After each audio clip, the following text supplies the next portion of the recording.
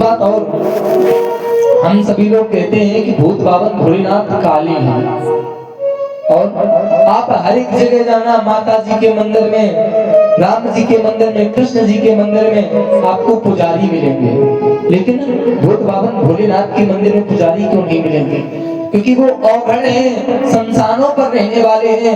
शमशानों पर बताओ पुजारी का क्या काम? और भोले बाबा का स्वरूप कैसा है महाराज? हम लोग कहते हैं बहुत काले हैं, बहुत काले हैं। उनका स्वरूप ये श्लोक हमें साक्षात बता रहा है कि कर्पूर गौरम करुणावतारम संसार सारम भुजगेंद्र हारम सदा वसंतम हृदयारविंदे भवम भवानी सहितम नमामि। कर्पूर गौरम, भोले बाबा को तो शरीर कपूर के समान है, ऐसा मेरे भूत बाबन भोलेनाथ का शरीर है। अब बताओ भोले बाबा कहाँ से काले होंगे? अच्छा, ये स्तुति सबको आती होगी है ना? ये स्तुति गांव में, देहात में, शहर में अक्सर सबको आती होगी, क्योंकि ये स्तुति आरती के बाद अवश्य बोली जाती है। अच्छा महाराज, भोले बाबा अब काले तो हैं ना? अब नहीं कहना आज से कि भोले बाबा बहुत काले हैं। उनका शरीर तो कर्पूर गौरम, कपूर की तरह है।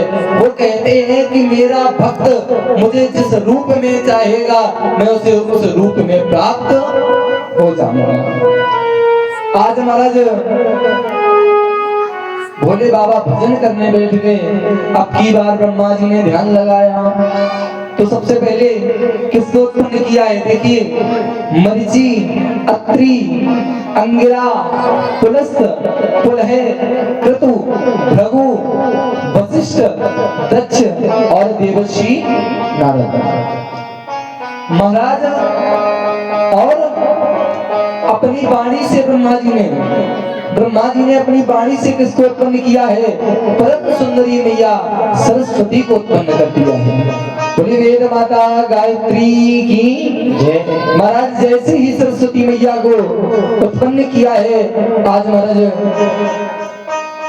माता तो अपने धराधाम पर चली गई और ब्रह्मा जी ने अपनी छाया से पुत्र को उत्पन्न किया है, जिनका नाम है महर्षि कर्दम। आज महाराज महर्षि ब्रह्मा जी ने कर्दम को प्रकट किया है। ये सब ब्रह्मा जी ने अपनी मानसी सृष्टि से किया।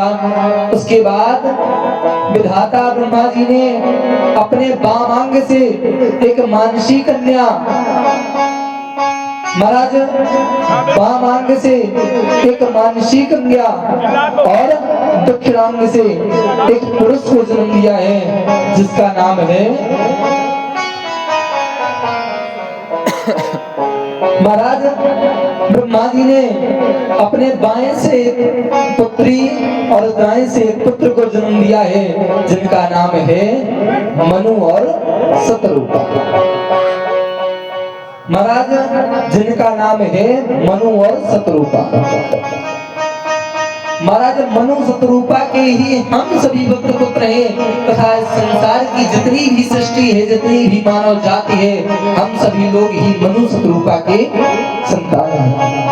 यहीं से महाराज चंद्रवंश, यहीं से सूर्यवंश, यहीं से ब्राह्मण, यहीं से क्षत्रिय, यहीं से शूद्र, यहीं से वैश्य की उत्पत्ति होती है। चाहे महाराज वो हिंदू हो, चाहे मुसलमान हो, चाहे सिख हो, चाहे ईसाई हो, सभी भक्त मनु और शतरूपा जी की ही उत्पत्ति है। महाराज इसके आगे भागवत जी में कहीं भी प्रमाण नहीं है कि महाराज मुस्लिम कहीं से और सिख कहीं से और, ईसाई कहीं से और, तथा हिंदू कहीं से और जन्म लिया हो। महाराज व्यक्ति की जात तो उसके कर्मों पर निर्भर करती है। महाराज ब्राह्मण अगर हो, वो मदिरा का पान कर रहा हो, तो महाराज वो ब्राह्मण शूद्र के समान है। और महाराज शूद्र अगर हो, नित्य प्रति शिवालय जाता हो, भगवान शंकर की आराधना करता हो, माँ भगवती की आराधना करता हो, तो वो चाहे किसी के लिए शूद्र बना रहे, लेकिन मेरी नजर में वो ब्राह्मण बन जाता है। क्योंकि महाराज व्यक्ति जैसे कर्म करता है उसे उसी प्रकार का फल मिलता है। महाराज और बता दें, आजकल के भक्त कहते हैं कि हम मनु शत्रुपा जी की संतान नहीं है। तो महाराज वो किसकी संतान है? क्या वो सिद्ध कर सकते हैं कि हम किसकी संतान हैं? महाराज हम सभी लोग ही मनु शतरूपा जी की संतान हैं। मनु शतरूपा जी महाराज की 5 संतानें हुई हैं। मनु शतरूपा जी की महाराज 5 संतानें हुई हैं, उनमें से 2 बेटे और 3 बेटी। महाराज उनमें से 2 बेटा और 3 बेटियों ने जन्म लिया है। महाराज बेटा, चलिए महाराज सबसे पहले बेटियों की